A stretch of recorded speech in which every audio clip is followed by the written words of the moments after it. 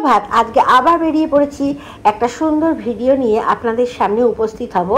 ভ্রমণ প্রতীক স্নিগ্ধার চ্যানেলে আপনাদের সবাইকে স্বাগত। হাওড়া থেকে মেদিনীপুর লোকাল ধরে আমরা এগিয়ে চলেছি কোলাঘাট ব্রিজের উপর দিয়ে মেচেদার দিকে। হাওড়া থেকে এই মেদিনীপুর লোকাল যাবে পাঁশকুড়া পর্যন্ত, আর আমরা মেচেদা স্টেশনে নেমে যাব।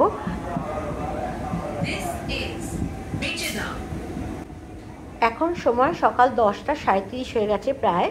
এবার আমরা মেচেদা স্টেশনে চলে এলাম। মেচেদা স্টেশনের বাইরে এসে এই দীঘার এসি ভলভো বাস পেয়ে গেলাম। এখান থেকে দীঘা যেতে মাত্র 2 ঘন্টা সময় লাগবে। কথায় আছে উঠলো বাই তো কটক যায়, কিন্তু আমার মতে উঠলো বাই তো দীঘা যায়। কারণ দীঘা হচ্ছে কলকাতার একেবারে কাছের একটা সুন্দর মনোরম জায়গা, যেখানে বেশ 2 দিন আনন্দের সঙ্গে কাটানো যায় ছুটি ছাটাতে। বেশ কয়েকদিন ধরেই খবরের মাধ্যমে জানতে পারলাম যে দীঘার সমুদ্রের জলোচ্ছ্বাস প্রবল আকার ধারণ করছে। দীঘার সমুদ্রে প্রবল জলোচ্ছ্বাস দেখার জন্যই আজকে আমরা বেরিয়ে পড়লাম দীঘাতে যাব বলে। বাসের সিট অ্যারেঞ্জমেন্ট বেশ ভালো দেখছি, আর আমরা সিটও পেয়ে গেছি। বাসে করে আমরা নিউ দীঘা বাস স্ট্যান্ডে নেমে হোটেলে চলে এলাম। আর হোটেলে এসে দেখছি বেশ ভালো হোটেলটা একটু দেখে নিই আমরা।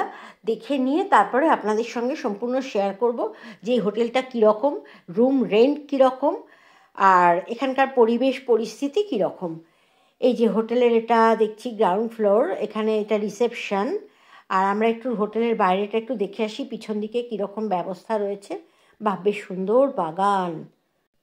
আর এখানে দেখছি ছোটদের জন্য এই যে স্লিপ রয়েছে। আর এদিকে দেখছি রাস্তাটাও বেশ পরিষ্কার পরিচ্ছন্ন, দোলনাও আছে। আর এইটা রেস্টুরেন্ট হোটেলের। রিসেপশনে কথা বলে জানতে পারলাম আমরা যে এই রুমগুলো থেকে সমুদ্র দেখা যাবে। বাজেট হোটেল হিসাবে এটা কিন্তু নিউ দীঘাতে বেশ ভালো লাগলো। আমরা এখানেই থাকছি। এই যে লিফটে চলে এলাম আর রুমে যাই। রুমে গিয়ে একটু ফ্রেশ হয়ে নিয়ে কিন্তু আমরা আগে চলে যাব সমুদ্রের ধারে। এখানে সিঁড়ির ব্যবস্থাও রয়েছে। আর এই প্রত্যেকটা ফ্লোরে দেখছি রয়েছে অ্যাকোয়াগার্ড সিস্টেম। আর আমরা 3 তলায় নিয়েছি রুম। করিডোরে দেখছি অনেকগুলো রুম রয়েছে আর বেশ পরিষ্কার পরিচ্ছন্ন, বেশ এয়ারই রয়েছে। ডান দিকে সমস্ত কাচের জানলা দেখছি রয়েছে। আর আমাদের রুম চলে এসেছি 202 নম্বর রুম। আমরা একটু দেখে নিই রুমটা। বাহ, রুমটা দেখছি বেশ ভালো, পরিষ্কার পরিচ্ছন্ন। আর আমরা একটু ফ্রেশ হয়ে নিই, আগে সমুদ্রের ধারে যাব, তারপরে এসে আমরা সম্পূর্ণ রুমটা দেখে নেব।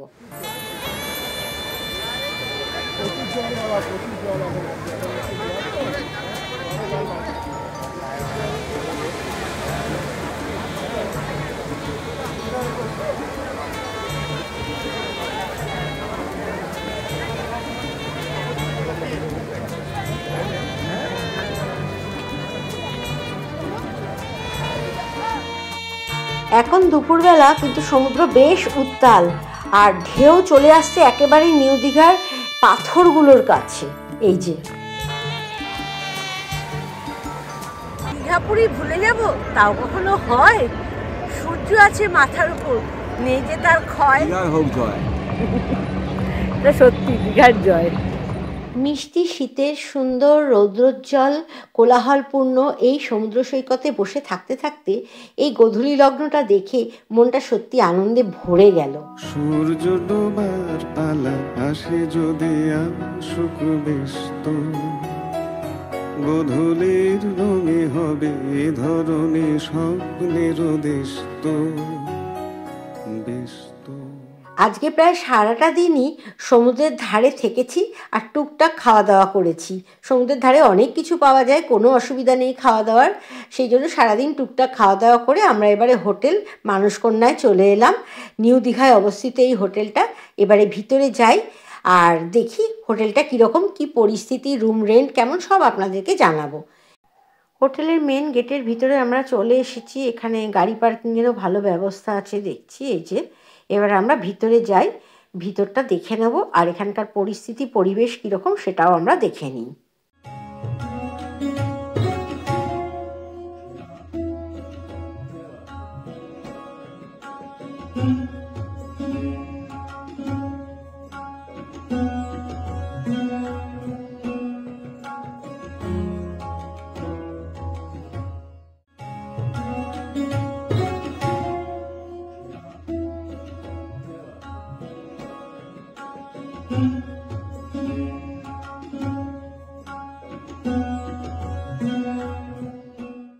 এবারে আমরা চলে এলাম হোটেল মানসকন্যার নিজস্ব রেস্টুরেন্টে।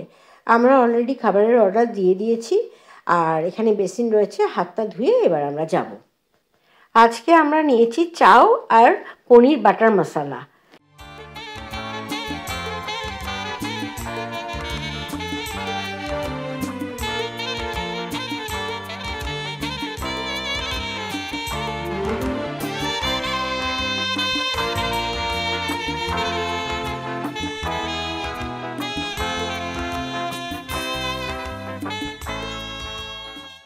আজকে আমরা হোটেল মানসকন্যার এই 202 নম্বর রুমটা নিয়েছি, আর ভিতরে যাই, গিয়ে রুমটা একটু দেখে নিই আমরা।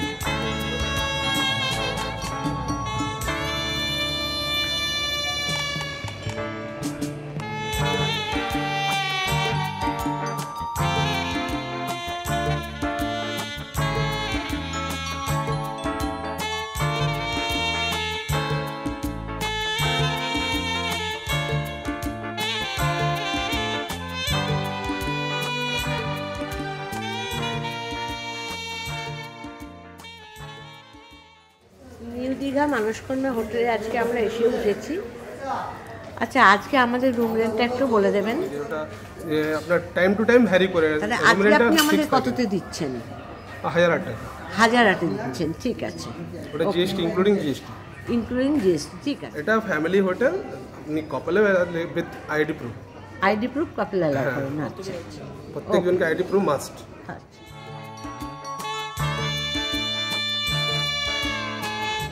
বেশ ভালো লাগছে, সেই ছোটবেলায় ফিরে গেলাম। আমার এই ভিডিওটা শেষ পর্যন্ত দেখার জন্য আপনাদের জানাই অসংখ্য ধন্যবাদ। আপনারা সবাই ভালো থাকবেন, সুস্থ থাকবেন।